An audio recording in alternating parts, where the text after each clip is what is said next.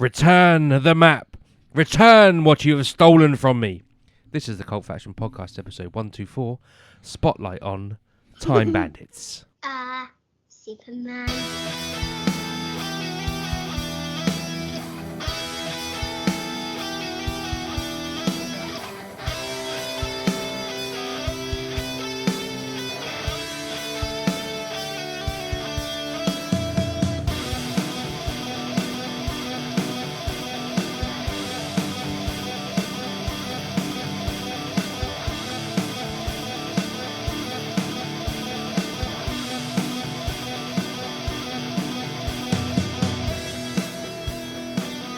Hello and welcome to episode 124 of the Cult Faction Podcast.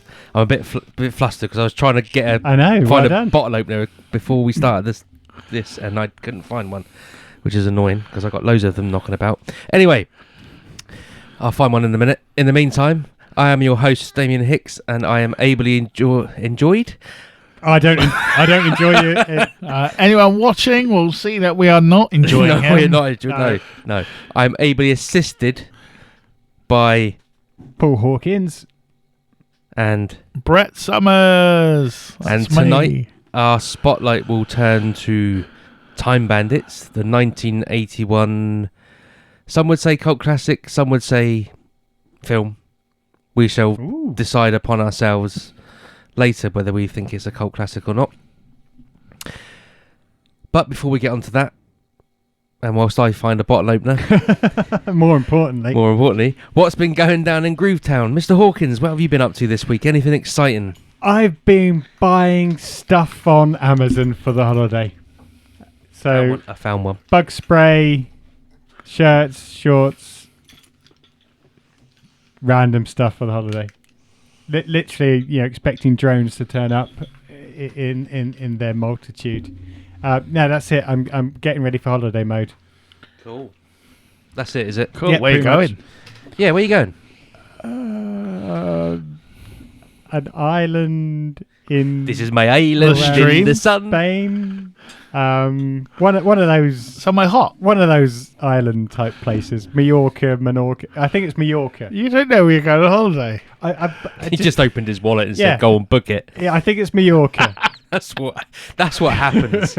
Did your PA not tell you where you booked it to?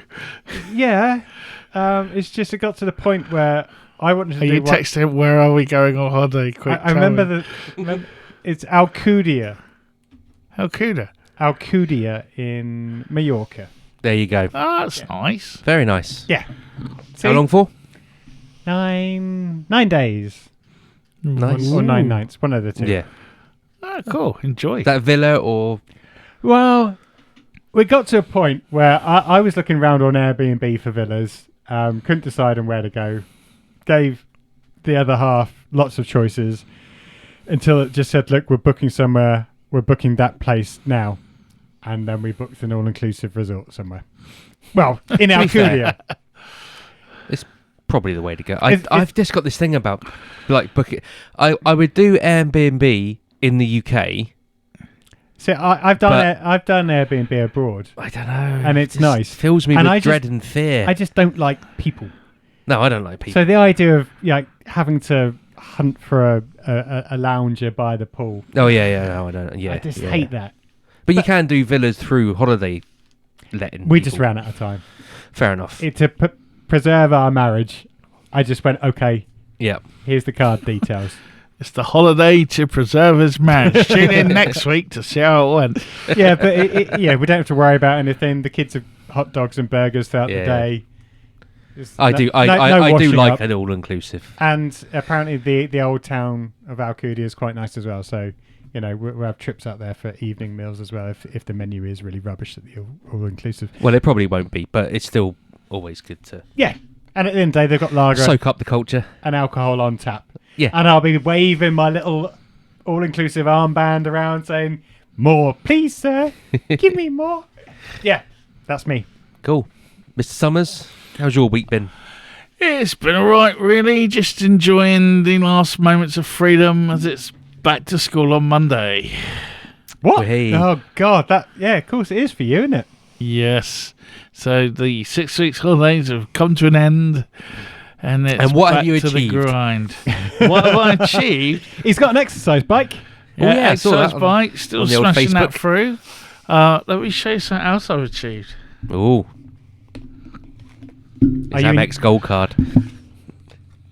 Have you passed your test? No. What is... I can't see from here. You've got a fake driving licence. No, it's a real one. Oh, it's a You're gonna- learner's. It's a learner's. You're actually going to learn to drive? Well, no, I just ain't got to take a passport out. I'll go to a pub now. But the fact that I've got one, I think it's got a big step. Yeah, it is a big step But for you, only Summers. Yeah. if you're intending on actually getting the real one. Yeah. Small steps, isn't it? Took me 40-ish Something years to yeah. get to that one. 30, because you wouldn't be able to drive from the... Yeah. I'm But not that old.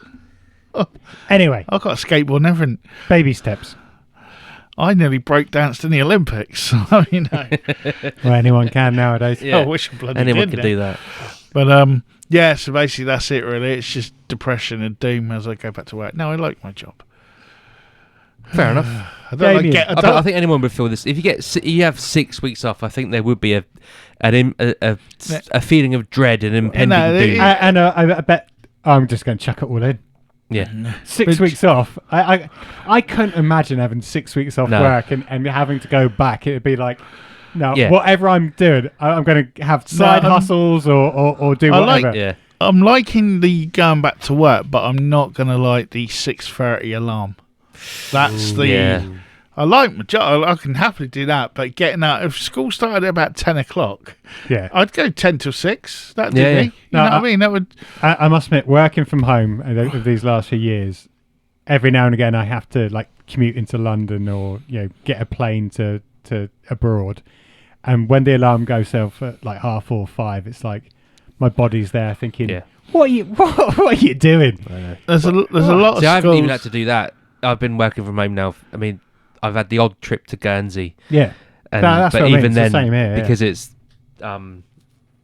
not a private jet, it's a charter. That's what you It's got- not. that's what you Someone's got- doing no. well. That's where you No, got it's- to pick up the suitcase. It's not of like money, a private jet as you see on the TV. It's Yeah. it's still got 100 odd passengers on it, but they all work for the same company, sort of thing.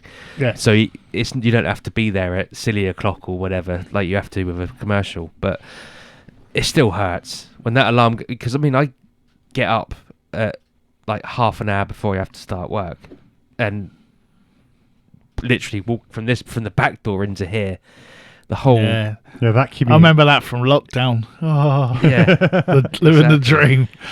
But yeah, there's a lot of schools at the moment around the country who are like, and I think it's going to be this year and stuff. They're trialing the 4 days a week. Oh yeah, I saw that on the So news. it would be like sort of 8:30 till 5:30, 6 o'clock sort of thing. But you would have like say Friday off, and what the teachers think of that. I don't think this country's ever going to let it go 4 days a week for school, are they? Just Well, for kids, the thing is- but parents, Yeah. Yeah, but child it's- care, and. But there's talk about this every 10 years Yeah. where they say somewhere out in But Europe. I think since the lockdown, yeah, but and that, somewhere out in it's- Europe actually does 4 days a week. yeah, probably And- Sweden or something. And does it? And they also have something like universal credit where everyone gets £1,000 a month. Doesn't matter how much you earn. That's what you get. It doesn't matter whether Yeah, they have disability doesn't matter allowance, whether you're working or not. unemployment. They have That's what you get. governments And that appar- care and- about them. And apparently, the standard of living, Not going to get that from two-tier care. everyone's happy. Ooh, you got well Bit of Tory politics. now, eh? You are. Tory boy. It's got nothing to do with being Tory or anything. It's I don't just, think there's many Labour supporters around anymore, are there? No. I think it's one of those things. It's like you're not allowed to be English anymore, and no one's really allowed to be a Labour supporter with. I voted pride. Labour. Well, that There's explains always a one in lot. the room. Yeah. Anyway, wow, that was a Yeah, I know, but That's a bit of a mainly tangent. on their educational policies, though. I'd like to say, and schools already Oh, what, seen doubling the fine for parents. yeah. that. Not me that does that, as local councils. And look at the schooling in Wales and Scotland Not my countries. I live in England. Different education. I'm all right, boards. Jack. and England. Different education boards and everything. They don't control me. But Let's not get subject. No, this that's is a not different a podcast. This This is not the Cult Faction Politics special. If only we had a time machine where we could sort these things out. Damien, have you been up to anything? Not a lot. I have literally been working, and when I'm not working, lounging in the pool because the weather's been quite decent. So Private jet. what I've been doing. Yeah, Private pool. pools. Jeez. Home bar. We've got All-inclusive bar. 2 inflatable Coke on sunbeds, tap. Yeah. an inflatable flamingo, Coca-Cola on tap. and an inflatable. What's the other one? Flamingo and Doll. a unicorn. It's great. Oh, and the boats. We've got little radio-controlled boats. Brilliant. And are they enjoying Damien as much as Damien is enjoying them? Give it over here. You're not appreciating it properly. Okay. So yeah. Okay, so that's been our that's the week that was. What have we been watching on the old telly box, or even visits to the cinema again? Maybe, I don't know. No, I've had my once a year at the cinema. You've remortgaged for that. Now. Yeah, that's it. Now you got to pay it off. Yeah, we've nearly paid off the ice creams. So, Mr. Hawkins, what have you been watching that's worthy of a mention, at least? On Amazon, you've got, I think it's just Jackpot as opposed to. Oh yeah, I've seen that advertised. So I got to admit, I did laugh at the trailer when she, I don't know what the word, puts the face makeup on and is Chinese, or Korean or whatever. Tell me of this Jackpot. So this stars Aquafina, that's basically in everything over the last few years. Yep. Whether it's voices for Disney cartoons or everything. She was in Shang-Chi and the Ten Rings or whatever it is. Oh yeah. And John Cena. Oh yeah, she's cool. Yeah. And John Cena is in it as well. So this is set in LA in the not too distant future, where they basically have a jackpot, and if you win it, you've basically got 24 hours to survive and you keep the money, but everyone else in LA has to kill you, and if they kill you, they get the money. But in the meantime, there's a business going round that could work in real life. who try and basically keep that winner alive. So Aquafina and the rest of the country, it appears, aren't necessarily up to date with what's going on in This LA. is almost like, because you've always wanted the Running Man to appear in your lifetime. I can see how excited you are. Yeah. Look at that smile. So she goes back to LA because she's a budding actress, ends up winning the jackpot, and John Cena, who's one of these bodyguard type people, tries and... Can you see him in it? Yeah, no mask in it. And it tries to keep her alive for the 24 hours. Is it going to expand your mind? No. Is it a good hour and 45 minutes worth of entertainment? Yes. Yes, it is. Awkwafina's great in it. She does what she does in every film, and it's still at the point where it's likable and watchable. I don't know how long that's going to last. She might be lucky, and it might be, the type of Eddie Murphy type role, or well, let's face it, they're actors that you don't mind watching them being the same person time and time again. But that worked for Eddie Murphy for a while. Then one day the world just decided no. Well, that's what I'm saying. That was it. At the moment, I can't pinpoint a precise moment, but there was like no Eddie Murphy, no. At the moment, that was it. She's still in the sweet spot where she's getting away with doing exactly what she needs to do. But if that works, I don't expect her to turn up in Midsummer Night's Dream version next week trying to do something that she's not doing, doesn't want to do. And John Cena, okay, again, is he pushing his boundaries when it comes to acting? No, but you don't want that from the role, actually. How's his hair? It's fine. He's so paying for those hair things, I'm telling you. Oh, yeah, definitely. But again, he does the role really well. There are a couple of twists and turns that you kind of see coming. It's just bubblegum. But it looks like silly, high concept fun. Absolutely. And it lives up to it. And it's just... I watched him, and I didn't mention it on here at all because it's not really our remit, but I watched Blockers with him in and some other people where it's like, it's prom night and they try and got to stop their daughters getting And it is very good in that. Cena knows what he's doing. Yeah. Yeah, and it's just a good film. I definitely, and it's free as well. So give it a watch. It's on Amazon. Cool. Okay. I was thinking about. I may have mentioned it before now. I just feel that. But anyway, yeah, that's cool then. And that's on Amazon. Did you say? Yeah. Amazon for free. Well, as long as you're subscribed. Yeah. Okay. I'll go next because I'll forget I've watched this otherwise. Because I've only just remembered I have watched it. So I've completed the season 3 of Outer Range, not Outer Limits. I always get it wrong. Outer Range. This is that thing about the guys that own a ranch and they've got this weird time. Oh yeah. I think I've said it every time. It's good, but I ain't got a fucking clue what's going on because I can't remember what happened in previous seasons. So this, without giving anything away, the 3rd season progresses the story really well, from what I can remember from the previous seasons. Ends on a cliffhanger. It's worth a watch. 3 seasons in now. They're gonna finish it. I think it's got such a good cult feedback following. And whatnot. That it will complete. It's worth watching. My only thing is I would watch it consecutively, so you get the whole. So you don't get that whacking great big gap. What's it on? It's on Amazon. It's free. As it's before, if you've got Amazon, it's free. There's 3 seasons now. Acting's in it good. Yeah, the acting in it is good. There's not a bad word to say about it really, other than it's just a bit confusing. But that's just because I don't remember anything. Yeah, I'm sure if you were like Brett, or watch it back to back. if you watched it back to back, you'd be fine with it. Cool. But I was right. I mentioned in an episode a couple of weeks back. Don't spoil it. No, but there's a bit I remembered a bit where he goes through the portal and is confronted by a load of spotlights and his wife saying, "Just get out of here," which is the ending of season 2, and then that's never mentioned again in season 3 until a bit later on. So I wasn't having some sort of nervous breakdown, which I was genuinely thinking didn't get a seizure from all the spotlights. Yeah. So worth watch. 3 seasons in. Maybe wait until the 4th seasons are coming and then just start watching all 3. Will do. That's what I would do. Mr. Summers, what have you been watching? Right, I have been Mr. Summers. Evil Season 2. I spoke last week about Evil Season 1, and we got to the end of that, and it ended in such a way that we needed to see Season 2. Luckily, it's at a slightly dearer but still reduced price.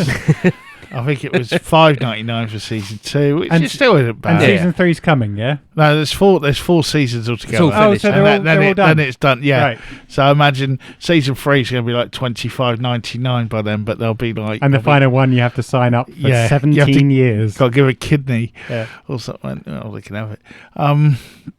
But yeah, so... I don't know what use it would be. So it's still worthwhile. Well, season 2, they've sort of... Without spoilers, do a spoiler bow anyway. I've lost my bow. Oh, there it is. Hang on. Yeah, it's all the same. There's a big like shocking end to sort of season 1 that leads into season 2.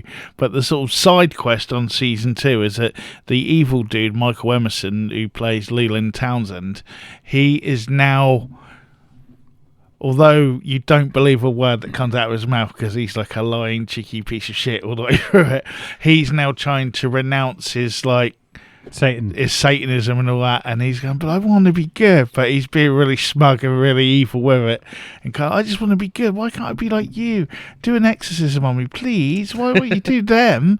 Look at that guy. He's like, he's a fat piece of shit, but you're going to give him an extra. I'm a nice guy, really. I was good at high school, and it's just kind of, and it makes you hate him even more. Yeah. And but it just, I don't know how much rope they've given him as an actor, but it's just sort of brought a whole nother dimension to the setup. And again, like I say, everything moves forward with the show. It's not like Ghost of the Week or Exorcism of the Week. There are all sorts of things still going on, and there are a lot of other things that I won't ruin but he is a standout in the series For someone who's just always been... He was in Saw as well, wasn't he? He was, yeah. Yeah.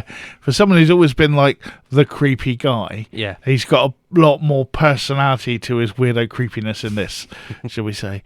And he's... Yeah, and he is enjoying it, you can tell, because he's just really... When he needs to, he can vamp it up. But he can also then quickly dial it back down and be really sinister when he needs to. And it gives you that uneasiness, and then he's real over the top. And all that. There's some really funny bits, but I can't say. Yeah, don't give anything away. But yeah, highly recommended. Evil. Right, because I might actually do it. You'll burn through them. I might download them for the holiday. Yeah, do it. But highly recommended. Probably. Dad. That's right. I'll be there in a minute, Connor. Probably I'm struggling with the pool. I'm drowning. I've got to watch this final episode. There's an episode with that in actually. But yeah, probably the best show I'm watching at the moment. It goes on the list of the TV shows of all time. I think it's getting there. Ooh, I would say it's crawled into the top 20. I would say, but how there's still just under Columbo. Two and a half. Might be above Murder, She Wrote. Oh, don't. Let's not go off on a tangent. No, prick. It's just that's a whole list of its own. But yeah, it's got 2.5 seasons yet to either go higher or bomb out yet. But at the moment, cool. It's in there. It's got a lot of things. Yeah, it just ticks all the boxes. There's the are you watching closely stuff, the little references sort of thing. Then there's just the normal. It's almost like it's got an ongoing storyline for those the hardcore that are following it all, and then it's got its sort of episode of the week story. So if you're ducking in or out, there's that bit. But if you know the other stuff, there's a lot more there. Cool. But yeah, watch it. Evil. Okay, I will. Mr. Hawkins, anything else? Oh, so last week we were doing our spotlight on the thing which starts with an evil dog. So this week I spotted a film. Oh, the Kardashians? Oh, no. With a nice dog in it. And this is Arthur the King. So this is on... Not Cujo. This is on Amazon Prime. It's a free one again, as long as you subscribe. And this is with Mark Wahlberg, who plays an adventure racer. So these are the guys and girls that basically have 5 days to get from one bit of an island or one bit of a country to another by bike, running, off-road, running, cannibal, canoes, kayaking, all that kind of good stuff. Adventure racing, apparently. Well, like that BBC series where they got to get to like Tokyo, across the world. Yeah, one of them. Sort of things. But these guys are proper sports fanatics. Okay. So think about it like a triathlon on speeds, on speed rather. So Mark Wahlberg starts off. He loses a race because he's not very good at leading, and takes his team off on a tangent, and they lose in dramatic style where he's posted up on social media as basically a loser. So he tries to come back the next year, gets his A-team together. They start off on the journey.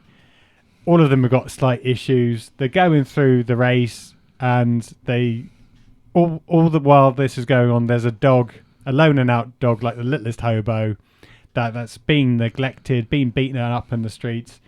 He bumps into Mark Wahlberg as he's on one of the checkpoints, and Mark... He doesn't talk, does he? No, right. No. But Mark shows him some kindness and gives him a meatball and feeds him. You think that's it? Well, you don't think that's it if you've seen the trailer. But then he sets off on the journey. 50 miles later, whatever it is, the dog turns up. It's like, is that the same dog? Yeah, it's the same. Well, how did he get here? It's like, I don't know. Well, maybe gives us some more food. Anyway, so they set off again, and the dog basically follows them, saves them, shows them the way. This carries on, and the dog basically accompanies them on all of their race. Okay. The dog might be a little bit poorly. Oh, no. That's what I'm going to say. I'm not going to spoil it. Does he build a robot to help him? The only thing I say is apparently is based on a true story. And at the end it shows some photos of the real Arthur the King. It's one of those things. the kids might like it's like Marley and Me. Yeah, I've never seen that because I know I don't want to see it. It's just about like if you own a dog, Marley and Me. It goes into a lot more detail and pulls at your heartstrings. This is set over a couple of days, doesn't do quite as much. Obviously, it's just a bit different, and it's based on a true story. It's again just a bit different if you don't want to watch a horror film or an action film, or if you're like me and just completely desperate for something to watch on a Sunday night. You've either got Mark Wahlberg on this on Amazon Prime, but he's also on an action film on Netflix. So we tossed up on which one to watch. Tossed a coin, and we chose Arthur and the King for that night as opposed to any the cats action. in it? No, not interested in. I don't think so. So yeah, probably 5.5, 6 out of 10. Doesn't really sound like my sort of thing. It's not, but it's okay. Okay. Shall I go? I'll go. Dark Matter. Oh, yeah. I started watching that. I got excited when I saw a trailer for Dark the... Matter, and I thought, what? No, but it's not. It's a different Dark That was Matter. a great series. Yeah, it was a great series. So annoyed that they cancelled that. But this is a different series on Apple TV, and it stars someone whose name I've forgotten and I didn't write down, so that's not important. But basically, is a physicist. Go on, Brett, you can do the Googling. Yeah. Physicist in Chicago. He's a physicist and he's a lecturer at a university. I don't know what university they got in Chicago, but he's a lecturer there. One night he gets kidnapped. Joel Edgerton. That's the fella. He gets kidnapped and drugged, and wakes up in an alternative universe where he is still a physicist, but very high up in this corporation that has created a box that basically can allow whoever goes into the box to go to another dimension. So another reality, I should say. Yeah, is it to get her baby brother? No. Oh, Han Solo, isn't it? He was Han Solo, wasn't he, Joel Edgerton? No, I've no idea at all. Harrison Ford. Oh, Owen Lars. No. Owen Lars, that was who it was. No, it's the young Owen Lars from the... Yeah, anyway. Yeah. So basically, it's Schrodinger's cat thing. It's you be in a super state, they call it in this, where you can be anywhere. You got to take a particular drug to allow your brain to comprehend what you're in. But basically, he's kidnapped. It's not giving anything away to say that he's kidnapped by the alternative reality version of him, because that happened. You see that straight away after he's been the guy that kidnaps him, when he disappears into the box, reveals it. So that's all done in the first episode, which kind of annoyed me a little bit, because you're like, well, what's the mystery here? What's the hook? Because if the hook is just you seeing him trying to get back, and is it going to be 6-7 episodes of him opening a different door and into a different universe, and then going back at Stalin to exactly. But it is a bit better than that, and there's a nice little twist in the final couple of episodes where you think, oh, of course that would happen, because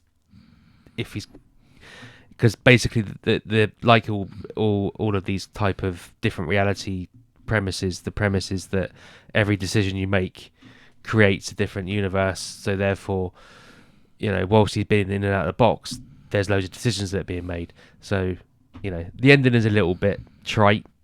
I think I watched 2 of the episodes, but just haven't gone back to it. Yeah, we could have not very easily not gone back to it. It's that kind of, there's a lot to watch, so we stuck with it. And again, it isn't really too bad, but it does drag out a little bit. And as I say, the ending is very trite. Does it end, or is it? Oh, it does end. Yeah. Right. Okay. Yeah. It has got a second season. Has it really? In August 2024, the series was renewed for a second season. Okay, interesting. Is it one of those ones that probably should have ended after one season? I think that was always when they did Hill House, it was like, please don't do it anymore. You've done it. You told it. It's perfect. I can see how they can get another season out of it. It's one of those where you're not going to miss anything. If you're not losing out by not having a second season, but I can see where a second season would come in. So, yeah. but it doesn't end as if it needs a second season. So they probably left it open in case it didn't go down well, and they wanted to draw a line under it, but left themselves open. Yeah, there's probably enough in there to allow for it to happen, and it wouldn't be shoehorned in or anything like that. It would be you can see where they could go with it. Yeah. But it doesn't need it to complete the story because the story's completed. Although the other thing is, I guess Apple needs the content, and if this worked and got ratings, because let's face it, their content is smaller than a lot of the other streaming services. Slow Horses is coming back next month. Yeah, which looking forward to. Earlier than that was it something usually I wanted to catch up with over the school holidays, and you didn't have a chance. You have to even start watching it. Even you should. It's really good. Oh no, I want to see it and that. And I used to work with a guy who'd read all the books as well, and he used to say like, "Oh, you need this," briefed me on it all. But yeah, so Dark Matter, it's worth a watch, but it's not. Yeah, cool. Oh, that sounds good, though. That reminds you, I never went back and finished. I think that's on Apple as well. The one with it was like a parallel Earth thing. It was oh god, what's his face? The J. Jonah Jameson from the Spider-Man films, and you sure that was Apple? It was on one of them where there's like a parallel Earth, and he like goes through, and he has to go into the office. No, that's not. And then he goes through. That's I not think Apple. he was in that thing you lot watched as well, where him and his wife looked at the stars. Oh, hold on. That's the one I'm thinking of. Then I didn't know he was in one on Apple. Yeah, you talk about Severance. They're called Severance. No, he's not in that. No, I don't know. No, what the you're one talking about. it was him and his wife, and they used to go in the garden, and then they went through like I never watched it, and they went through a anyway. Oh yeah, they didn't do a second. They haven't done a second season. But the guy, it was the guy from that. Yeah. And then he like there was like he bumped into like another version of himself, and it was from like a parallel. He worked in like a bureau, and it was like a parallel Earth. Right, have you watched it? No, so I started watching it and never went back on it. I've got no idea what you're talking about. Right, so what have you watched? Yeah, let's go back I'm to just that. saying that reminded me of that. And what I did do, what I have watched is on Amazon. And it caused quite a fuss. So I wasn't actually going to watch it. I thought, well, I better watch it and see what the fuss is about. I'm just waiting for him to go. Oh God. Batman Caped Crusader animated series. Oh yeah. It's only 10 episodes, not made for children at all. Very noir 1950s detective. Oh, it's noir again. Noir. And but that's really good. I can see why people are annoyed. The Penguin's a lady. But it kind of how they do it is, and like the henchmen are her sons, and then one of it, like one turns on the other one. But the one that didn't turn on her is stitched up to look like the snitch, and she kills him. Yeah, and all that. Whatever. But it's good though. All the others are fine. But also like James Gordon is an African American, and so is Barbara Gordon. And people were like, how do they do that? And I thought, well, in the recent Batman film with Twilight in it, it was played by the dude from Westworld who's African American. So.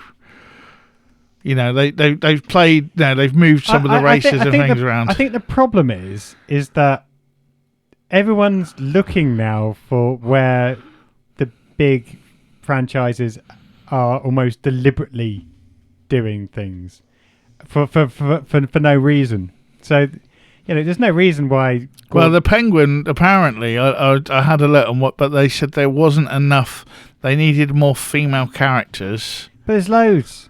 And that was why they turned the But it works for what they do. She's not in every episode, and the couple she's in, and it's one of those shows where things, again, it rolls along, but there is like a long-term storytelling. But it's very much like, do you remember the old Batman cartoon from like the 90s? It's very much like that, but they're allowed to do all the things they weren't allowed to. And that was almost a 1950s. So that sort of that was really good as well. Yeah, it's like that, but with a bit more teeth now, because. In that one, they weren't allowed to have story. It had to be. They were trapped by the fact that even though they made so many episodes, they weren't allowed to have ongoing storylines. It could be syndicated. They had to be self-contained stories. So of course they wanted to do long stories with progression and things happening and all that. And they couldn't really, or they It's still good. They worked ways around it, yeah.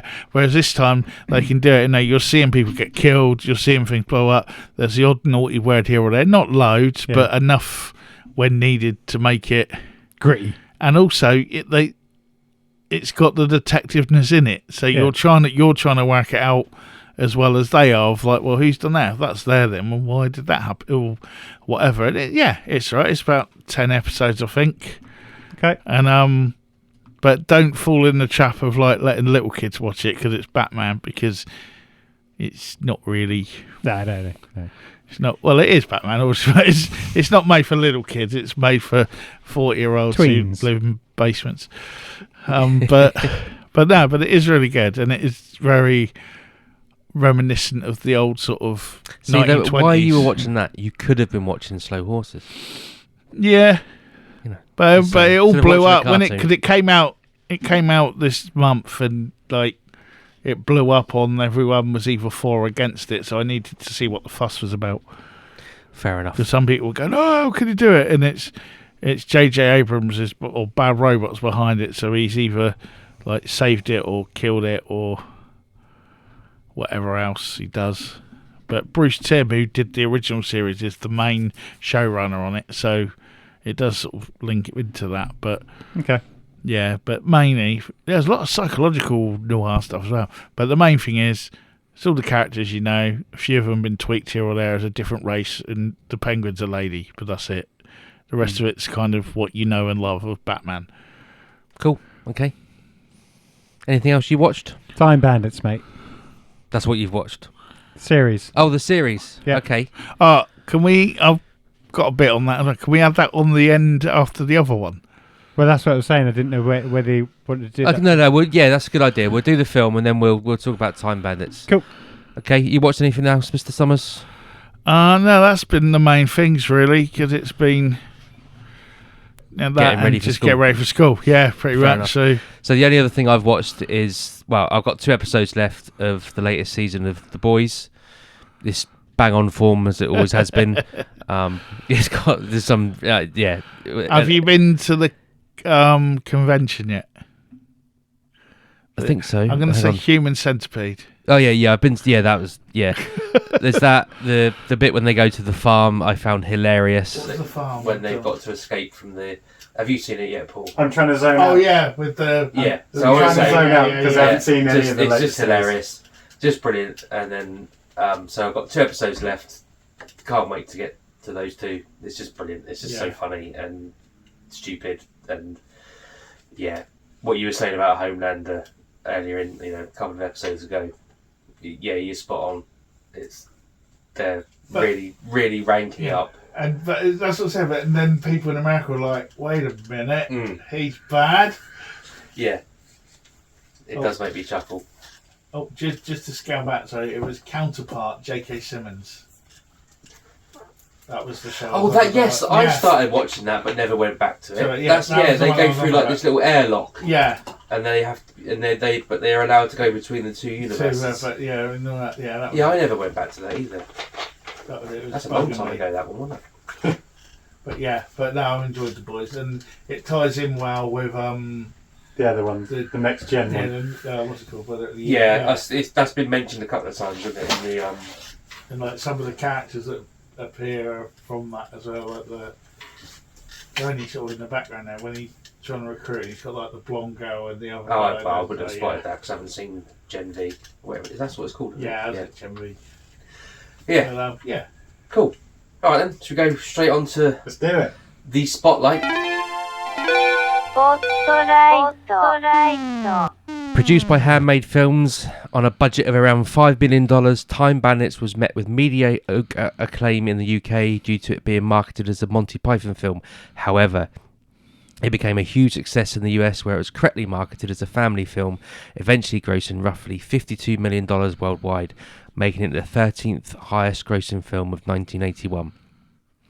It's the second solo directing effort from Terry Gilliam following his 1977 debut Jabberwocky, which I also like actually. probably do that at some point. Time Bandits serves as part one of, in his own words, the trilogy of imagination, with Brazil and Baron Munchausen being the other two. According to the BFI, Time Bandits is the most ferociously imaginative film Britain has ever produced. The film is ranked number 22 on Empire's magazine of 50 best kid movies and is listed as one of the Time magazine's top 10 time travel movies.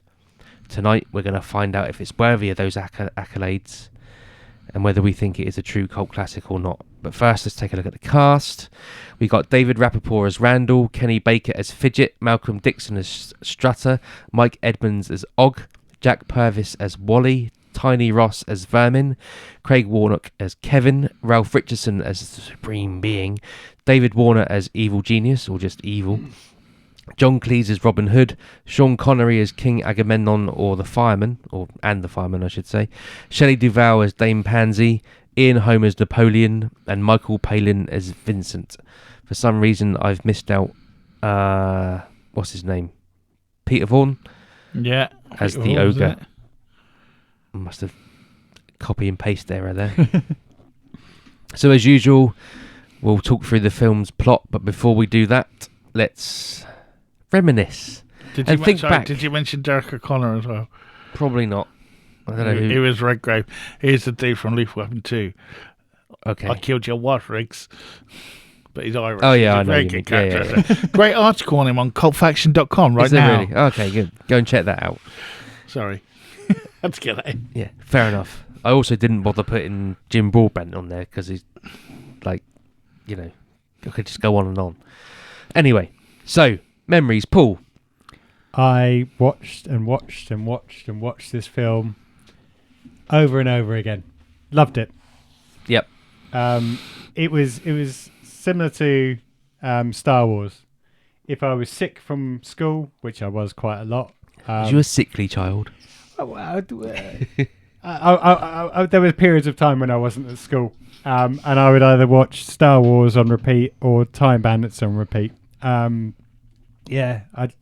got to a point where I knew every word of every line. I loved everything about it.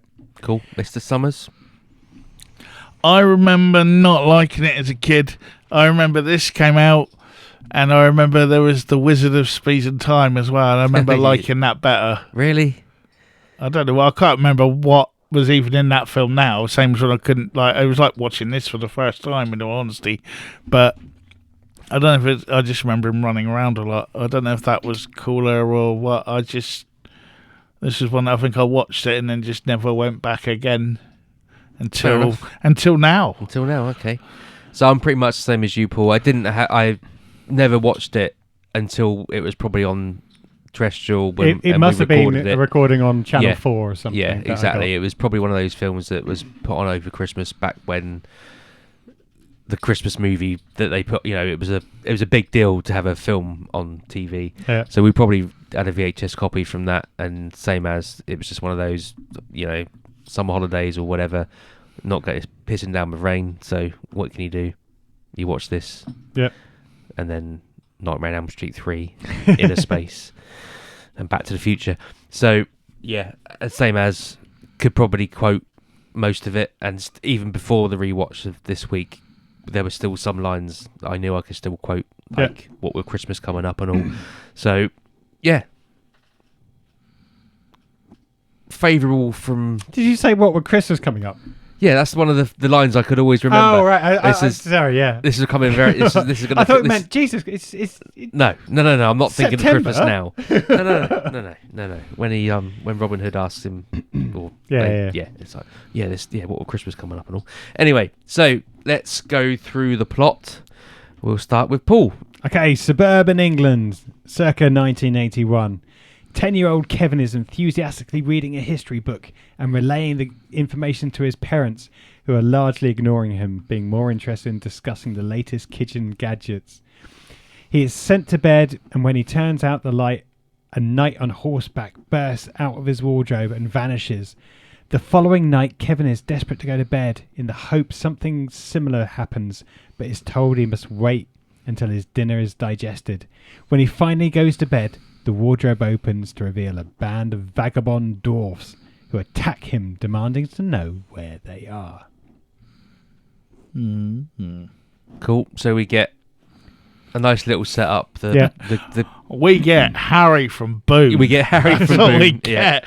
I was popping at this point.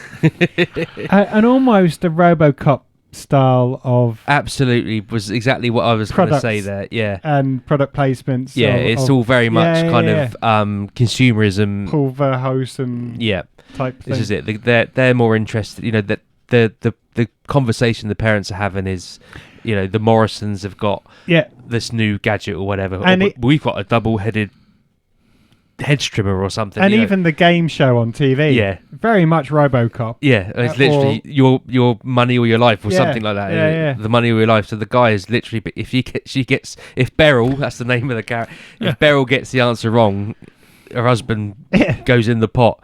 So yeah, it sets up that, you know, the parents are far more interested in consumerism and watching TV than they are in whatever is their son's doing. So you're instantly kind of just instantly trying to give you a vested interest in Kevin, and you know that he's he's a bit of a lonely kid. Yeah. He's got no and a typical love in his life. Roald Dahl setup as well. Yeah, very much. Because he pretty much is an orphan. Yeah.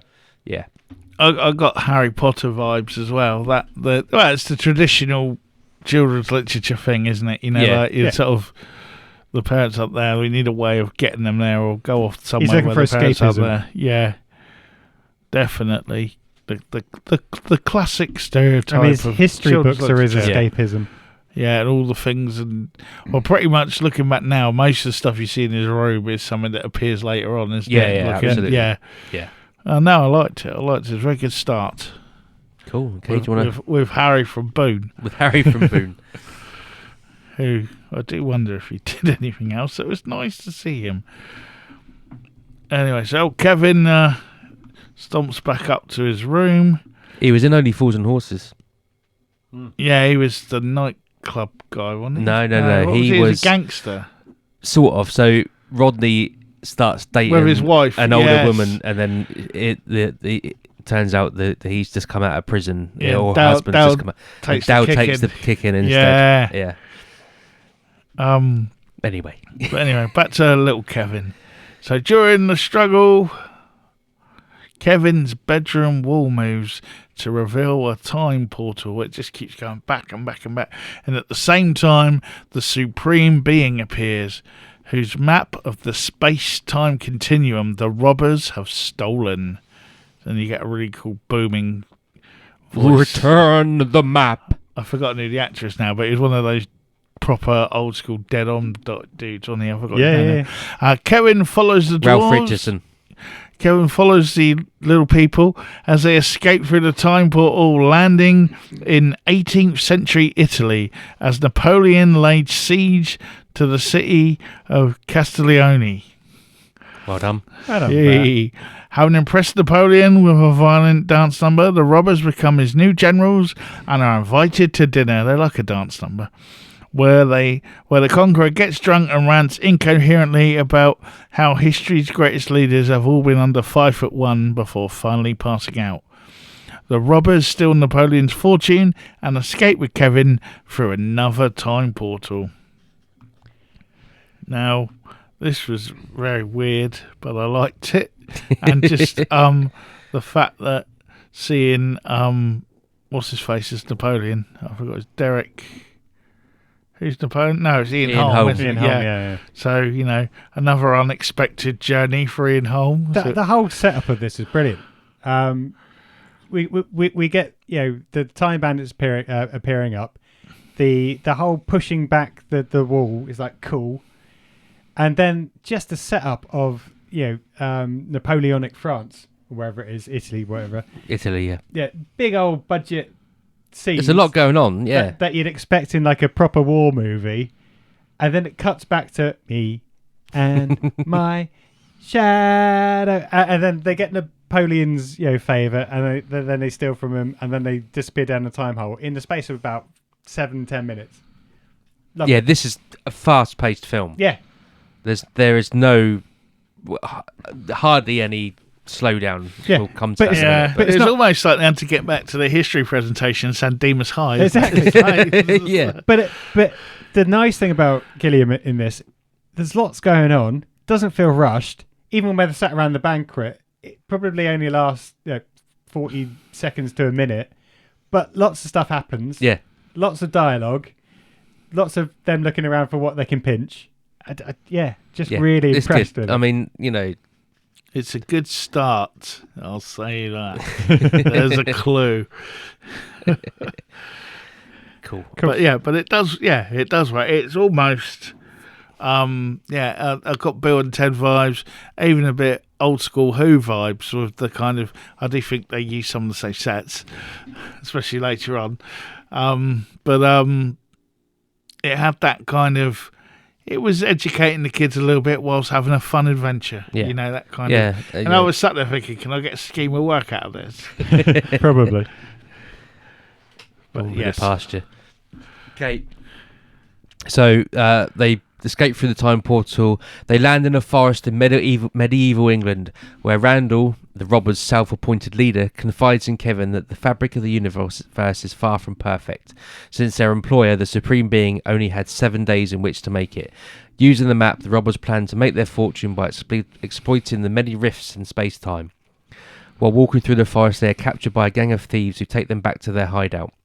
They are introduced to the leader, who is none other than an infamous outlaw, Robin Hood, who assumes they have donated their loot and distributes it out to the poor.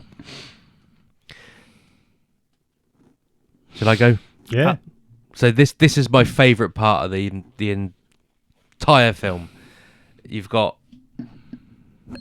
John Cleese being John Cleese, basically. Yep.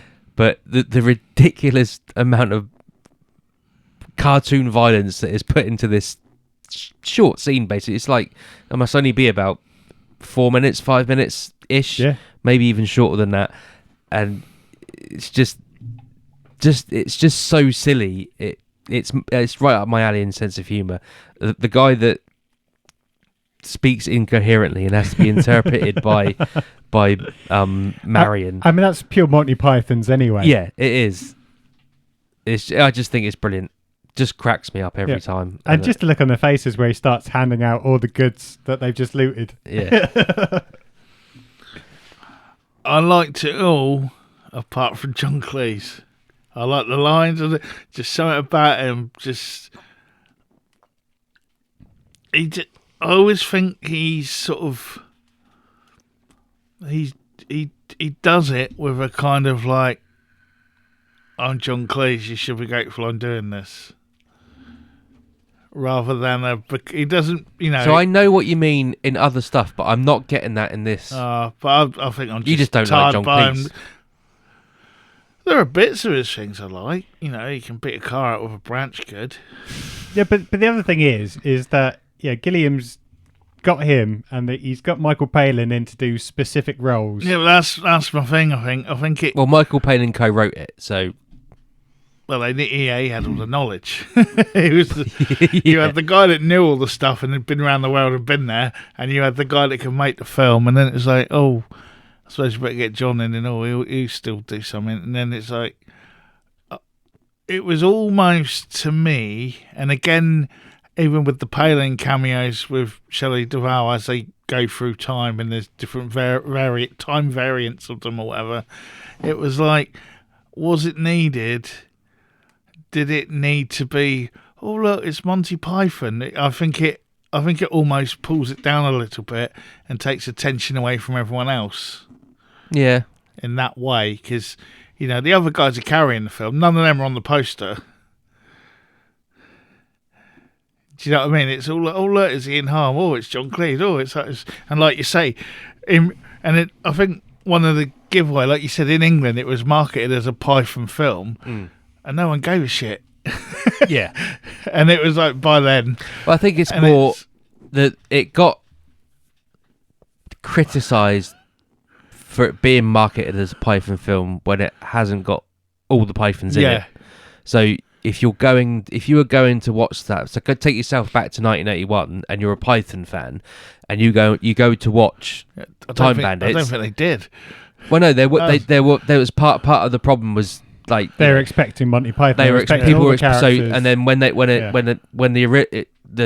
word of mouth or whatever got out that it wasn't really a Python film, people went away from it. They're like, well, I'm not. It's actually a kids' film.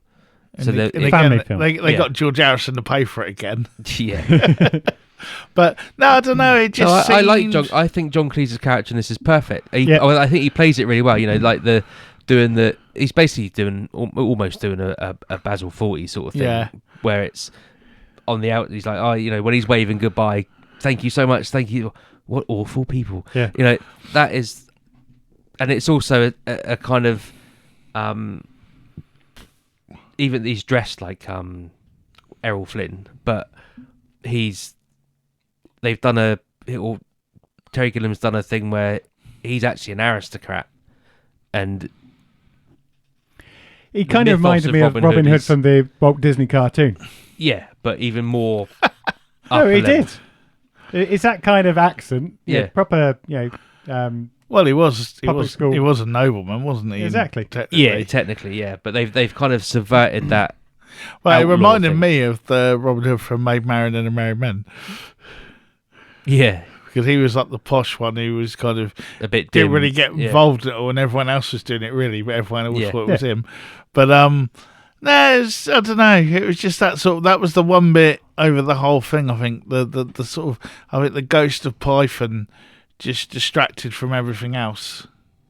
Fair enough. Maybe that might be. Maybe show my hand a little bit here. Okay, but at this point, it was like, who is Eric Idle going to come on a bike in a minute and get hit by a car? Like it was a funny song.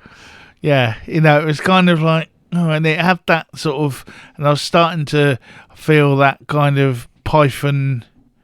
What was the other one? The Meaning of Life sort of vibe, where a bunch of sketches just chucked together. With no, they're traveling through time, so we'll just do a bunch of sketch, and it kind of, I was getting that vibe off it then. I thought, is it going to be like that? And it kind of left a bad taste in my mouth, but it was rewarded a bit later. Okay, fair enough. Sorry, I'm dragging off. The robbers are observed by Evil, who seeks the map for himself in order to overthrow creation. Evil magically compels the robbers to seek the most fabulous object in the world, which resides in Evil's domain, the fortress of ultimate darkness. The appearance of the supreme being forces the robbers to flee, but Kevin runs through the wrong time portal. Landing in ancient Greece, Kevin inadvertently saves the life of King Agamemnon as he battles a cadaverous Minotaur. Kevin returns with the king to the city of Mycenae,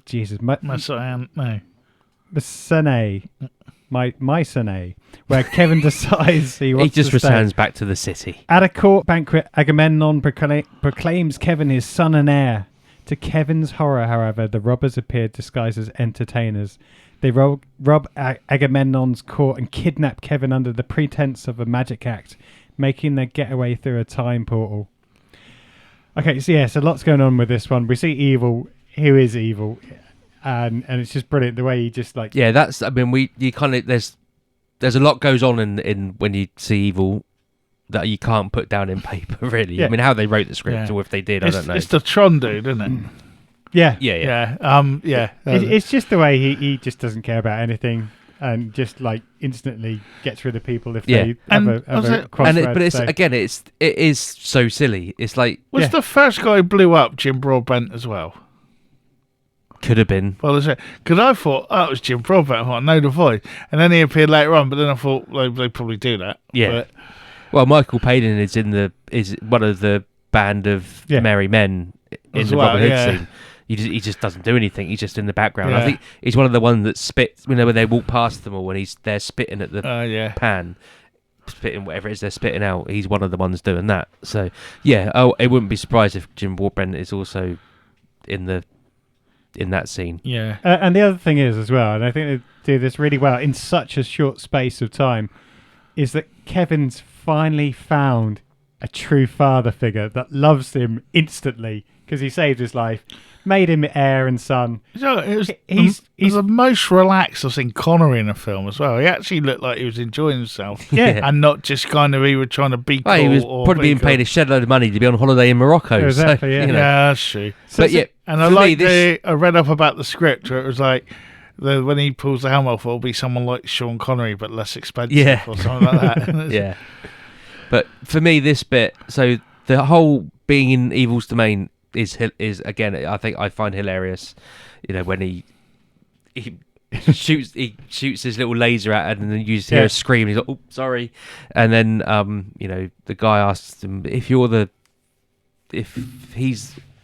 all powerful, why are you here or whatever, and he instantly blows him up and says, "Did he not Good create question. you though, Lord?" Yeah, that's the one. Yeah. And why are you trapped in this castle? Exactly, but he kills him, then says, "That's a good question." Yeah. So all of that stuff I think is funny, but for me, it's a sudden when you're just following Kevin in, I'd say Morocco. It's filmed in Morocco, in Greece.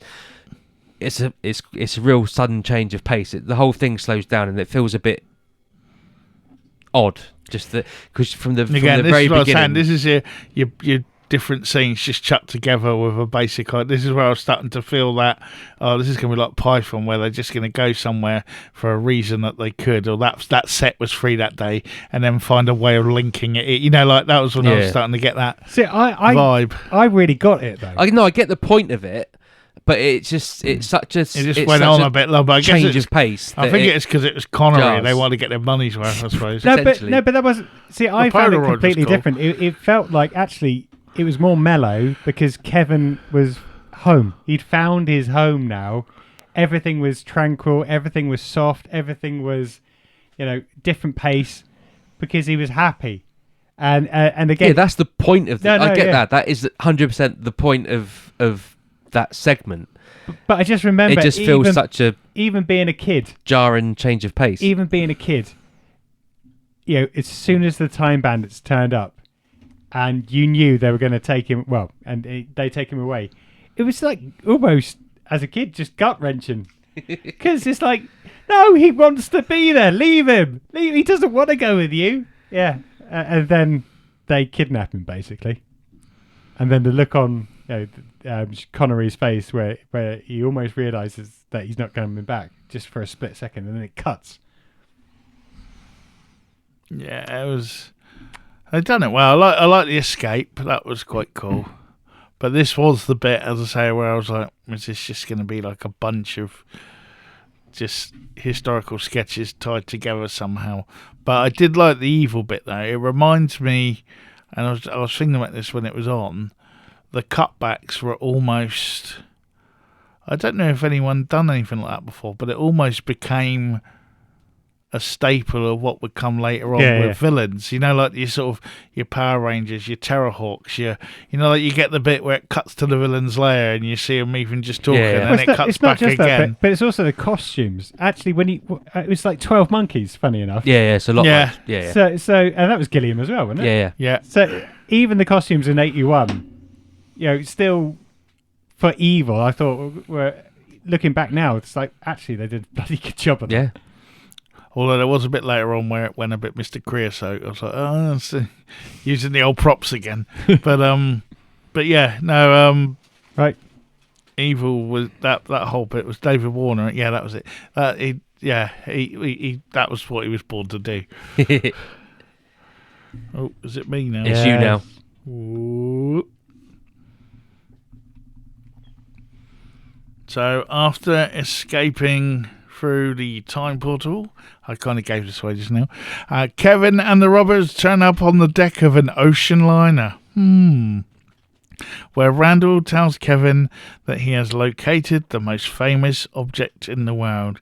Just as an aside, they need to make a film on that ocean liner where all the other people that have ever travelled time all bump into each other, because every show or something like everyone's been there. I've read a few books where a time traveller ends up on the Titanic as well. I think it was the first episode of the Time Tunnel as well. They're like, oh, we're on a ship. Which one? Oh. But Unaware they're actually aboard the Titanic, Kevin and the robbers are left drifting in the Atlantic after the vessel sinks, along with their latest haul. So they thought they got it. Oh, not again.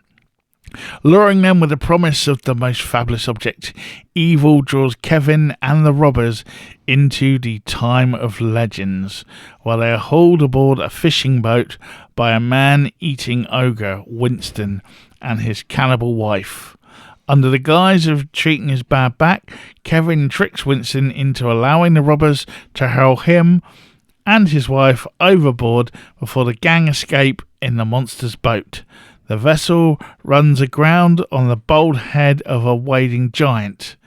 So Kevin injects sleeping potion into the giant's scalp, and as it sleeps, they sneak away and wander an endless beach in search of the fortress of ultimate darkness, which Randall uncovers after destroying an invisible barrier. That's a nice bit.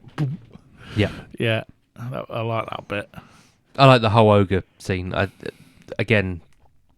forgotten his name again already now. Peter Vaughan. Yeah, that's his name, isn't it? I wasn't sure what character you're going to talk about. Yeah, I know. I think he's just brilliant as the ogre. I think it's a great little... See, I say it's a great little sketch, but see, that plays into your thing that annoys you about it. That's because I'm right. But no, you're not right. I don't think you are. Because that's it's a good bit, though. What you're saying... Because it's no, not... that's what I'm saying. As I was watching it, this is what I was thinking. Right. Is it going to be, oh, now we're there. Oh, now we've just found some cowboy outfits. Oh, now we're going to be cowboy. Oh, what else have we got? And then just trying to think, this is what I'm thinking as I'm watching it. Going, is it going to be Python-esque? Is it going to, thinking of, as I say, the meaning of life type thing and all that. But obviously it's a bit better than that. But... yeah, but that's what, as I'm watching it, this is what I'm going through in my mind. That's what I'm saying. But, mate, was he... Because I remember in Game of Thrones, but he was Porridge as well. Yeah, it's the same he's Grouty in Porridge. From Porridge to Game of Thrones. Yeah. Via Time Bandits. But, yeah, no, it's good. This is, a lot again, we wouldn't get this anymore because special effects have gone all digital. And it might look more clever, but I quite liked it. When he's wearing it as a hat and all that. Yeah. So all the sets are still brilliant. The boat looks like it should be off something like Hook. Yeah. That it probably was. Yeah, I can't remember the budget now, but it's like 5 million, I think. Yeah. Yeah.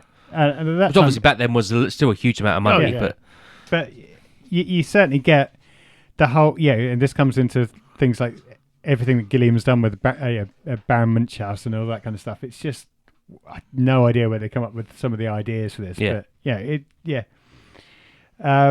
the only thing that no, actually, I'll talk about that later when we talk about the overall film. Cool. Right, we'll go on then. Yep. But I was just going to say, there's an interesting note about the barrier. Go on then.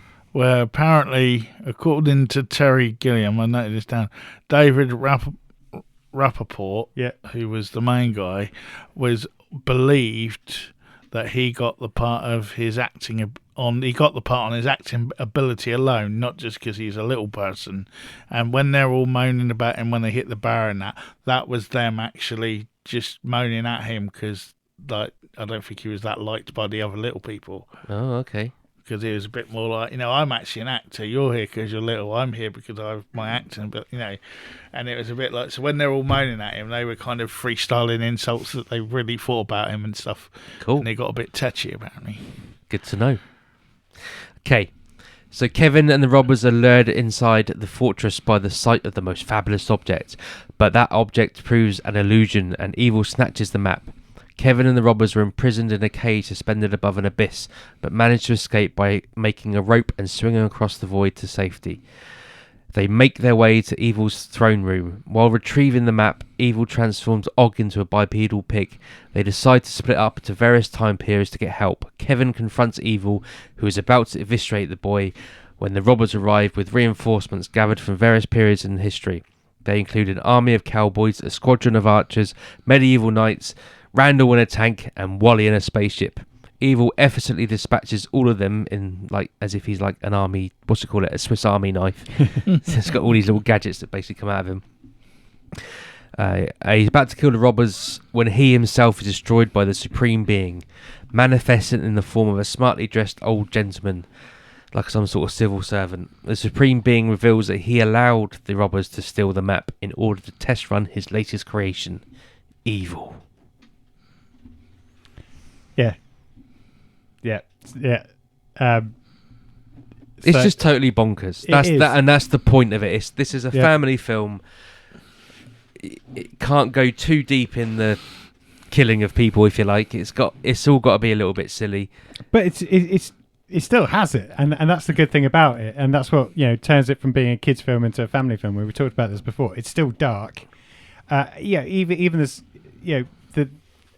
I like the jeopardy that they have in the swinging from cage to cage, where you think one of them's lost, but lo and behold, he survives. But there's still that jeopardy, and just the different ways in which that they try and get rid of evil, but the fun ways he comes back and kills them all. I remember being scared when he was transformed into a pig. The whole head thing. Well, no, for me it was when evil, the thing comes out of his head and just cuts the thing. Yeah. I remember that as a kid. I was like, I don't like that bit, but I have to watch it to get through it. That was very Harryhausen. Yeah. And I like the bit where I liked that, when he gets turned back from a pig. And I was enjoying that. And R2-D2 is saved. Right, so having been restored in their jobs, the humble robbers depart with the Supreme Being. Kevin awakes as firemen rescue him from his burning home. While standing outside the now destroyed home, Kevin's parents are handed a smouldering oven and advised that it is the cause of the fire. Inside is a stray fragment of evil. Kevin shouts to his parents not to touch it, ignoring him both, obviously. They reach in and immediately explode, leaving only their shoes behind. Harry should have known that. He was a fireman. Yeah, exactly. One of the firemen, resembling Agamemnon, winks at Kevin before departing. The camera pans away, leaving a homeless and orphan Kevin standing in the street. I like the ending. Yeah, so again, it's like a Roald Dahl ending. Yeah, it's bleak. Yeah. It's depressing. It's almost like one of those 70s videos, like hey, this fence panel's Yeah, you're half expected. No, Tom. Sean Connery to take Kevin at the end of it or come back for him, but no, he doesn't. No. Kevin's just left standing there. Mum, Dad. The neighbours are just watching him. There's no. But again, the fact Connery again came back for that bit. That's not in Morocco. Yeah. No, that's true. You know what I mean? He came back to do that. It was probably a day's worth of work. And in this day and age, you almost feel like a wizened old gentleman or a wizard turns up, takes out the street lights and take Kevin away to go off to Hogwarts. Yeah. But no, he's just left there, standing looking at these decreasing bits of smoke going into his parents' shoes. So, there's a point, sort of, obviously I didn't think this watching it now, but there's a point, I'm sure there was a point when I watched this and he wakes up. Yeah. And it must have been a dream because... there's one point when one of the firemen comes in and rushes across the room. He treads on he treads on a spaceship. He treads on a load of cowboys. There's a load of Lego lying around, and the set in the evil's throne room, all the blocks and the stonework is Lego shaped. Yeah. And there's a tank that gets trodden on by the firemen. So it's like.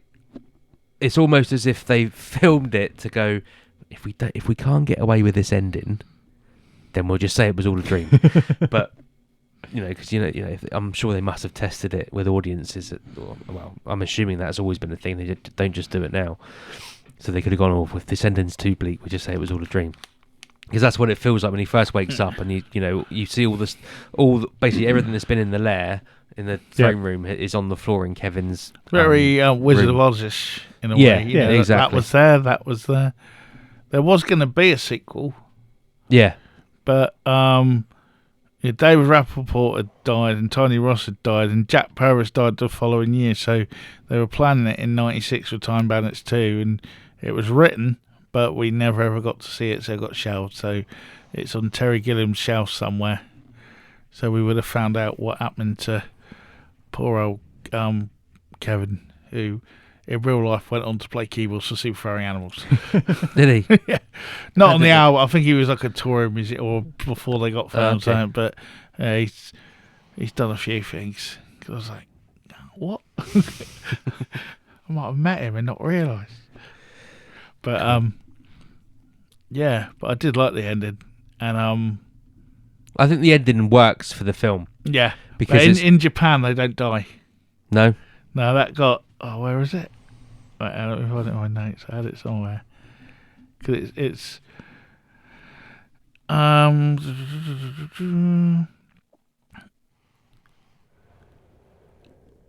yeah, Japan neglected the children intent to out. Part of the scene of Robin Hood and the cannibal couple, and the last scene where the parents disappeared were cut, resulting in a running time of approximately 103 minutes, making it 13 minutes shorter, because they wanted to make sure it didn't upset children. Yep.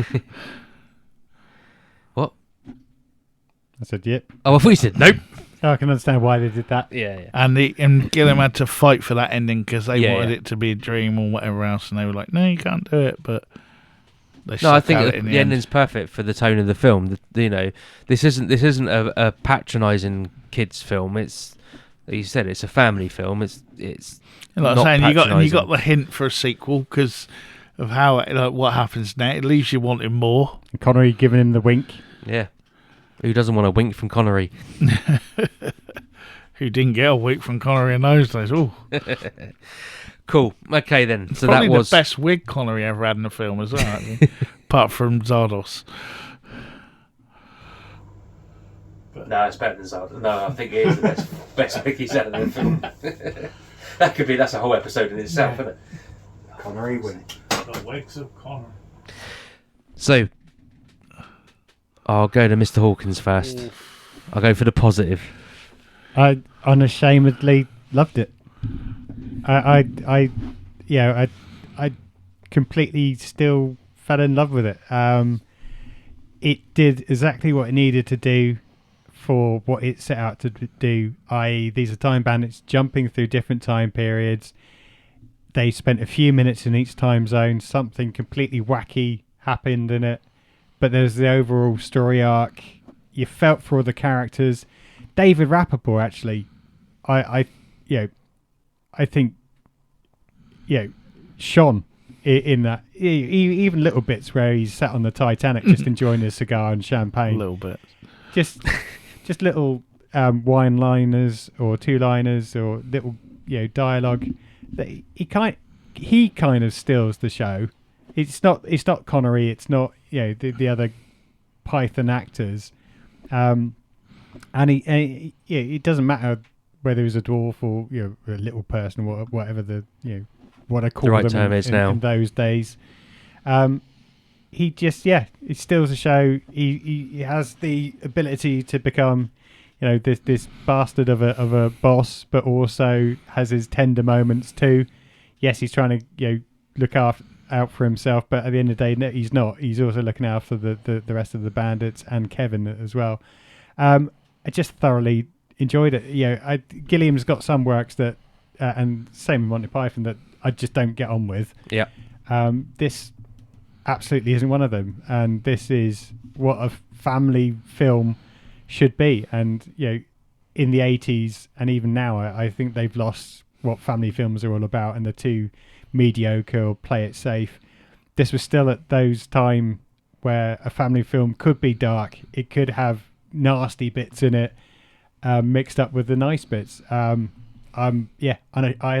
unashamedly think it's a fantastic film. Okay, I'll go for the same. Before we get on to Mr. Summers' scathing review, I'm the same. I loved it when I was a kid. I thoroughly enjoyed watching it twice for this because I watched it and then I went through and did what we've just read out.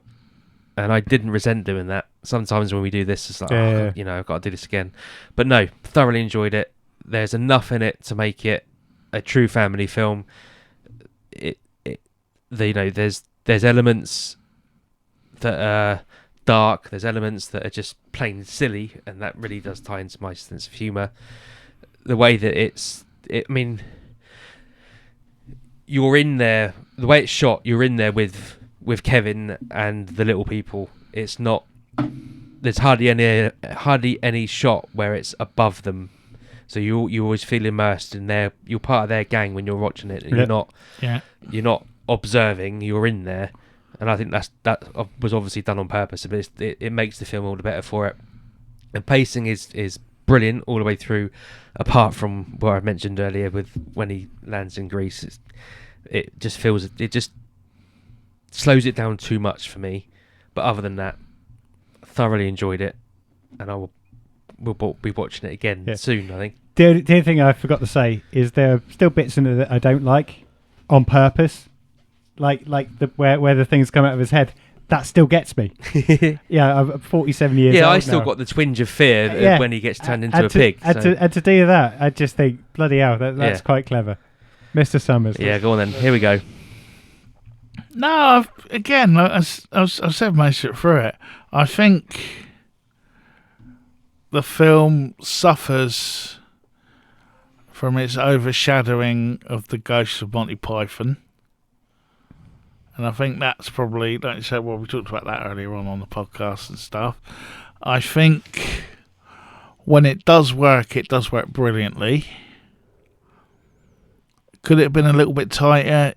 Probably script-wise here or there. Like you say, some bits drag on a bit, and it's almost like, we've got Sean Connery, so we'll get the most we can out of him and put it in, even if it makes it a bit long-winded. But hey, it's Sean Connery and we paid for him. It sort of reeks a little bit of that at times. But, it does what it does, and I think it does it well.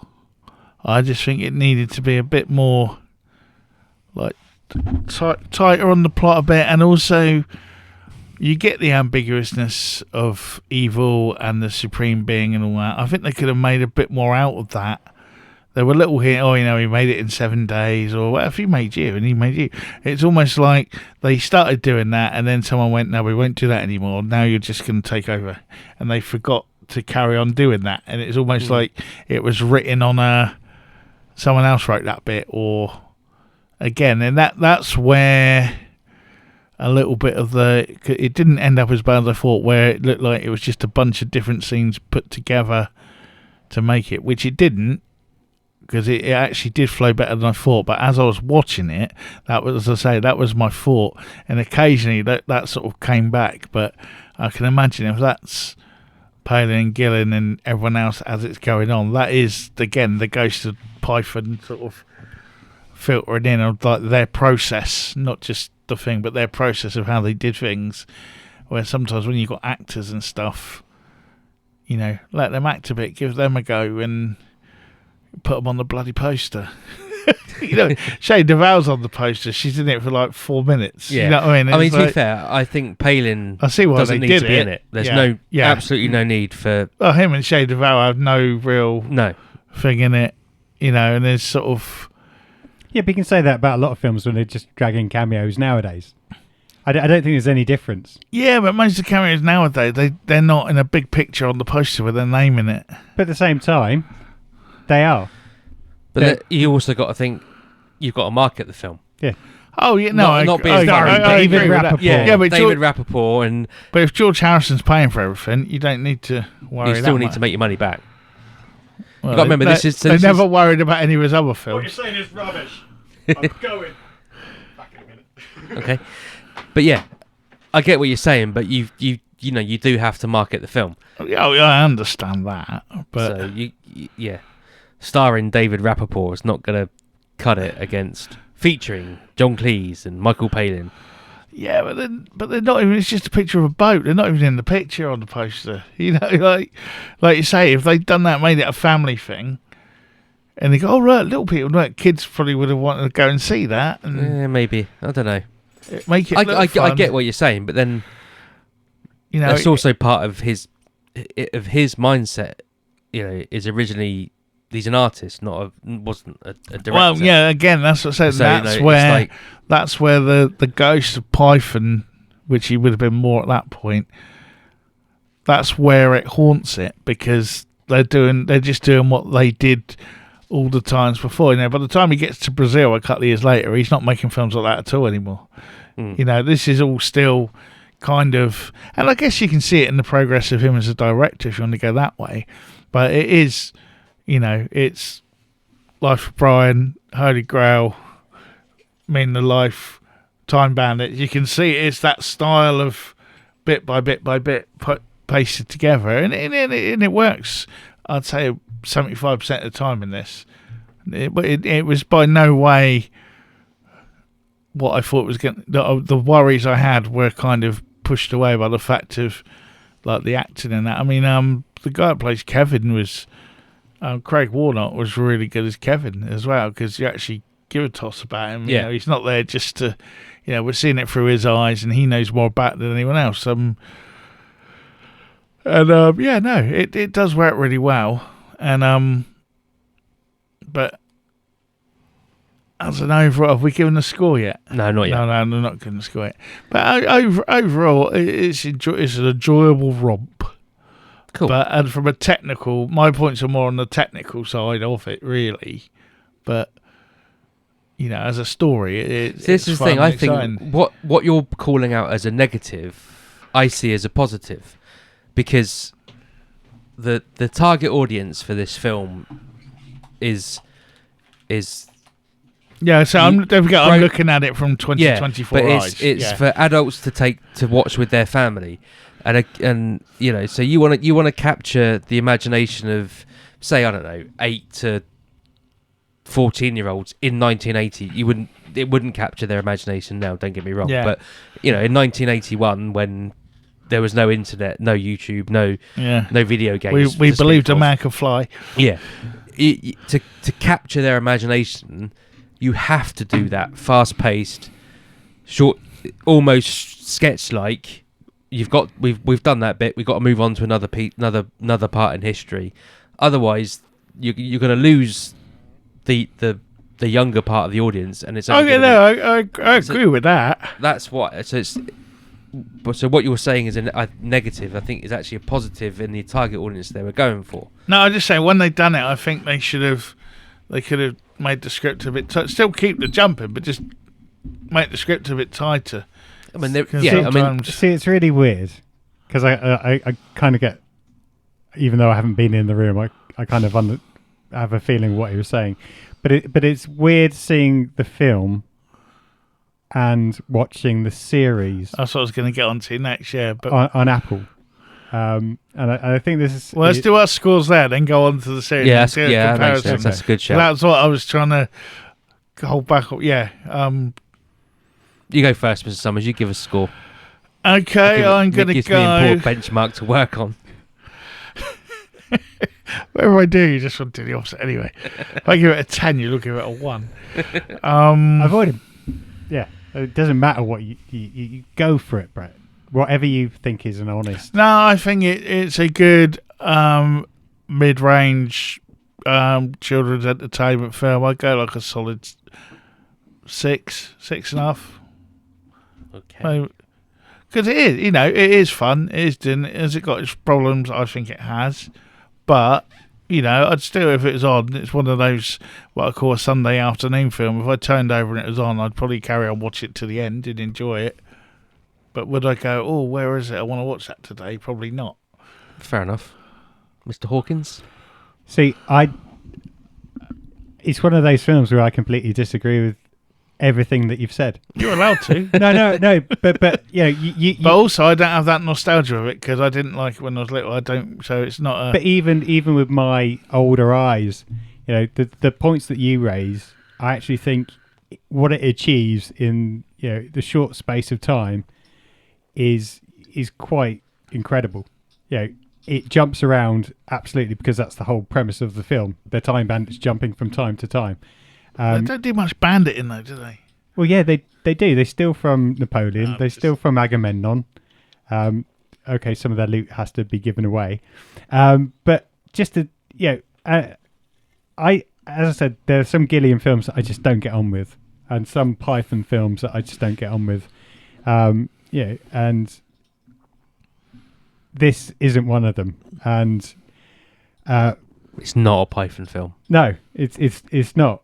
But as one of the writers, he managed to do something there, and it made me want to go back and watch Brazil and Adventures of Baron Munchausen, because I think that got slated, but Munchausen I'm not so keen on. Brazil is really good. Yeah, but that's what I mean. I think I watched Munchausen once. Yeah, same here. But the only thing I remember about Munchausen was he turned out in the X-Files. And I was like, that's Baron Munchausen. But it makes me want to go back and see it again to see if I'd appreciate it. Yeah. No, I loved it. I'm giving it a 10.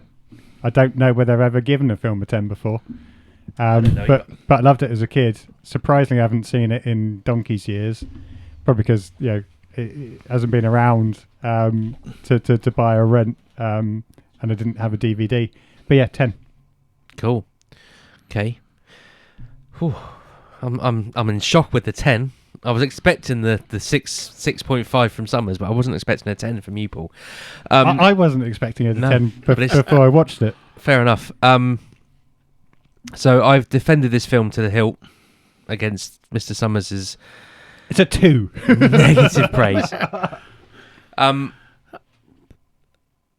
thoroughly enjoyed it. I enjoyed it growing up. Not watched it for years.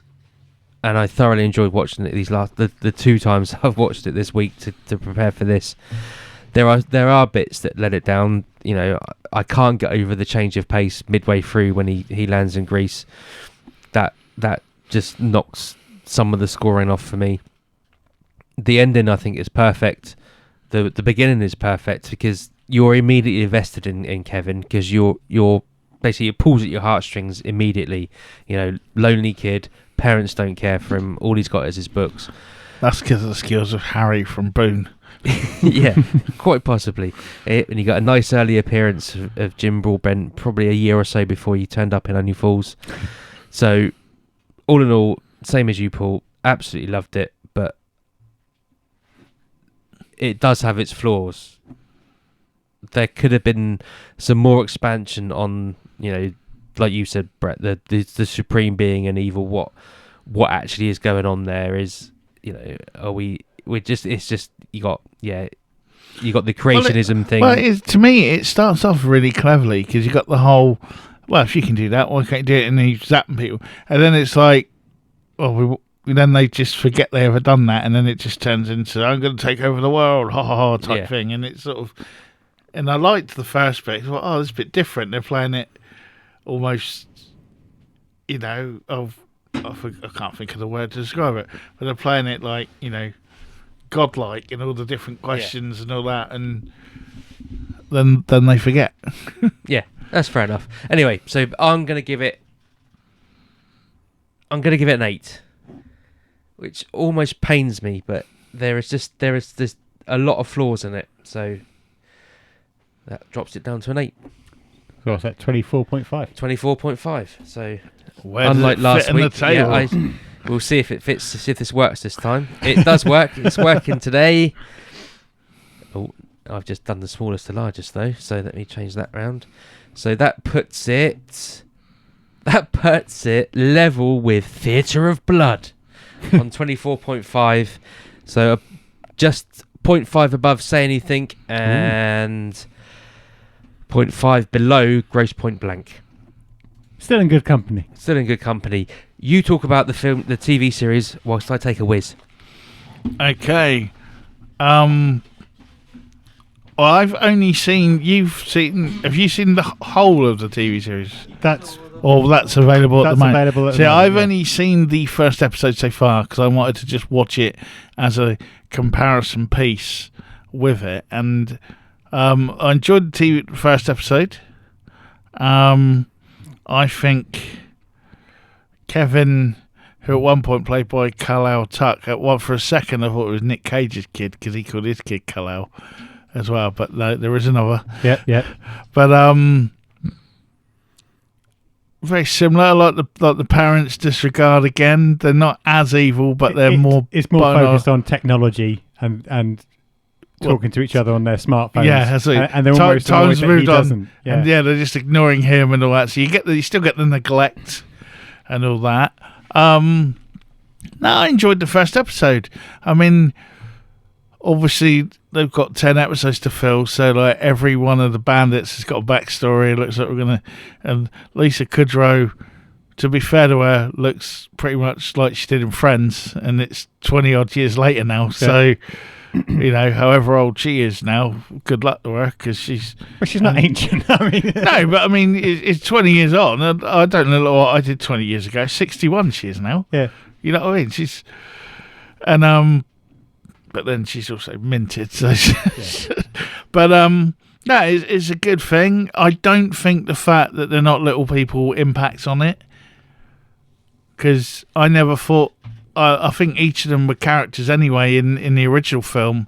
There was no reason for them to be little. Yeah, so, I mean, I guess it made them stand out more, or whatever. But it doesn't. I'm not like it's not like Disney's Snow White where they're just going to recast normal people, and it's like that's not the point because they're called 7 dwarfs, so you need dwarfs. In this case, it doesn't. I'm not outraged by the change, and yeah, okay, they're a bit of a mixed race bag and whatever else it is nowadays, but that's life nowadays, and that's what you got to do to get a TV series commissioned. So, and why wouldn't bandits across time and space come from all different places? And you got a guy with one eye, you've got all sorts of people, that big dude. But no, I enjoyed it. I thought as well. I loved the Stonehenge stuff, Ross Noble little cameo as well, and the fact that it didn't mean anything. Spoilers. It was like, oh yeah, you could say that, I suppose. Yeah, whatever. And I think for a first episode, I think it sets the scene well, and I've got other things to watch, but I will go back to see what happens next. I'm intrigued by it.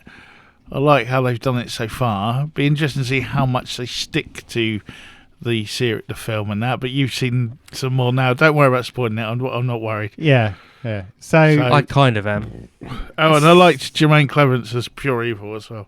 Yeah. So I won't spoil this because sorry, Paul. Is it? And you might have discussed this whilst I've been gone. But is this like a straight like for like? No. But it's not same concept. But it's not a follow on. It's not a prequel. No, this not a is follow-on. Literally you've got the same concept. Think about it like a remake. Yeah. You get a nice bit in his room. So I won't spoil it. I think Lisa Kudrow is actually fine as lead character. It's very, very repetitive sometimes where she's not the leader, it's a democracy running joke. But yeah, and same with Jermaine Clement as evil. The whole him getting rid of people, and they do that a few times. It's there's a different take on it about what the Supreme Being's up to, is all I'll say, and it's very different to the film. The one thing about it is this is where Time Bandits is fast paced. They jump from one time zone to another. It's a whole episode in a time zone. You got to fill a series, haven't you? This time, yeah. And the pace is slowed down considerably because of that, and I think it loses something for it. The Kal-El chap is really good as Kevin. He's a really good actor. Lisa Kudrow is Lisa Kudrow. That's right. The same Phoebe-isms in it.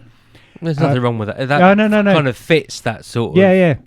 And again, as I was just saying just now, we're now sort of 24 years on from Friends, and she's basically the same sort of thing from the last episode, and it's like, and she's 61 now, and she's still rocking it. So fair play to her. But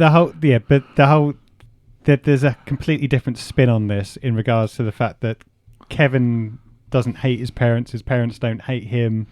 There is a neglect though. Then they ignore him all the time. But at the same time, you know, Kevin realizes that they love him because they let him do whatever he wants on his birthday. Yeah, and so he wants to has a different goal, as opposed to just trying to prove what evil is all about. Okay. And Jermaine Clement as well. Actually, evil and the whole setup of evil is take for take what the film is. I don't think they've changed the set in any way, shape, or form. But yeah, I'm still going to carry on watching it because I'm intrigued about how they're going to take it forward. But it's aimed younger, isn't it? As well, I would say. Yeah, it's not as well. But this is aimed for kids to watch. This isn't aimed for grown-ups to go, oh. No, but they've still got the there's bits in there, yeah. But as I said, I think this actually doesn't. The pace of this doesn't help. It feels a lot more padded out, and the tones and the messages are repeated very, very often.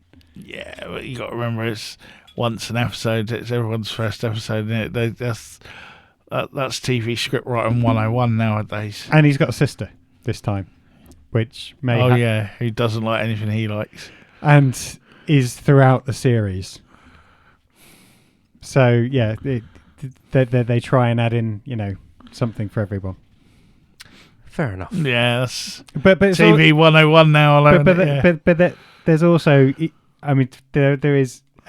Also interesting bits to how their dynamic as brother and sister changes throughout it as well. Okay. So it's actually not a rip-off, and you can see them trying to do something different. Yeah, so say the bit in the first episode where they're building Stonehenge and he's all excited because we finally get to see because no one knows what it is, and then and there's still funny bits in it as well because his dad is saying, "Oh, they probably only did it for the tourists."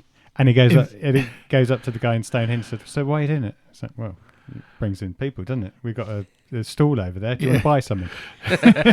And then and the Trojan horse. Yeah. That was a nice bit as well. And so it's what would I compare it to? I can't think of it now. But it's definitely more for the family from the kids end, and I think adult Apple rather than adult to kids. No, but I think Apple definitely need that because from their content perspective, it's mainly sci-fi, big budget. Don't know. High concept. Big budget. Or the drama stuff. Yeah. Don't get me wrong, some of those are good, but they don't really do anything for the family that isn't a cartoon series. So it'll be interesting to see what viewers they get for this and whether it's going to be renewed for a season 2. I'm just going to say, Time Bandits. Have they announced a season 2 yet? Well, that's what I mean. I don't know at the moment because I don't think the season's ended yet. I think I'm only up to episode 7 or couple or 3 left to go. Yeah, that's why I'm not started yet because we like do 3 episodes or something a night. So cool. Okay, so that was our spotlight on Time Bandits and. As has become tradition in the Cult Faction studio, when one spotlight turns itself off, a new one turns itself on. That sounds like something from a kids' film. It does, doesn't it? Kids' program. Yeah, I was trying to What's keep the theme round going. window? Yeah. And this week our spotlight turns to Mr. Summers to reveal his choice. Right. Right. As I will be going back to school shortly. Oh no! Oh God! Oh no! I mean, they're Dangerfield. classics, but seriously, what do you think? I'm thinking Rodney Dangerfield. Yeah. No. No, that's not really our. It's not our demographic, but to be fair, neither is Weekend at Bernie's. But I'm going to put that down at some point. Well, that's got a dead body in it. As we have back to school. This next week, I'm going to turn our attention to a film about school, which when it came out was about a school in the future. It was about the class of 1999, where robots who have been programmed to teach and discipline students in a violence-prone school turn homicidal, and the students must fight back to save their lives. It features Stacey Keach. It is available on Amazon to rent for $3.49. and you can probably find it other places as well. But it's one of those science fiction home movie. Have you actually said the title? Class of 1999. Oh, right, okay. Yeah. It is like the biggest build-up ever. Yeah. And it has a warning that it is malicious. It's malicious. Horror, Any sci-fi, tobacco or drug abuse? action, and malicious. Okay. So I'm not sure what that... Well, I know what malicious means. Yeah. But I don't know. I would hope so, being an English teacher. I've never seen like a film where... No, I always see mild peril. Yeah. That's what I say, yeah. Contains mild peril. But yeah, it came out in 1990, and I guess it was a view of the future. And it's currently Amazon. It is 4.5 star rated. IMDb a 5.9 rated. So it's not looking good, but I mean, I'm gonna put my hands up. I've never heard of it. Doesn't ring any bells. Oh, I remember getting this. Sounds like a Doctor Who episode. Oh no, it's one of those. That's not necessarily a bad thing. I'm just saying it sounds like But yeah, so if you're playing along at home, it is on Amazon. And you can probably find it. I'm sure it's on like, what's it called? Something else. Do all the films. IMDb. Arrow or something like that. I think it's on like one of like the Arrow players or something like that as well. Cool. Okay. So that just about wraps up the episode. It's time to do our shutdown procedure. Don't forget to like and subscribe on the buttons that Damien doesn't need to put on because they're actually they already automatically appear apparently. If you don't agree with anything we've just said, or just want to leave a comment about how much you love and enjoyed Time Bandits growing up, please do feel free to put a comment on the bottom there. You can find us on TikTok and all the other socials. I'm not going to bother listing them. You know exactly what we mean when we say socials. We're on them. Instagram is apparently the one to go to now, though, as was mentioned last week. Yeah, definitely. We're still trying to battle the social metaverse. You keep taking all the images off and just replace it with our logo when it links through to Facebook and Threads and all that. Fair enough. So. No, if we have reviews and stuff on our mothership, which is cultfaction.com. And if you want to email us directly and do away with all the nonsense of the socials and leaving comments, you can do that via cultfactionpodcast@mail.com. In the meantime, until next week, when we're back to school with the class of 1999. Back to the class of 99. I hope not. They can't have done very well. They're still there. All that's left to say is I have been your host this evening, Damien Hicks. I have been ably assisted by Paul Hawkins and Brett Summers. It's goodbye from all of us. So long. Farewell. Auf Wiedersehen, adieu.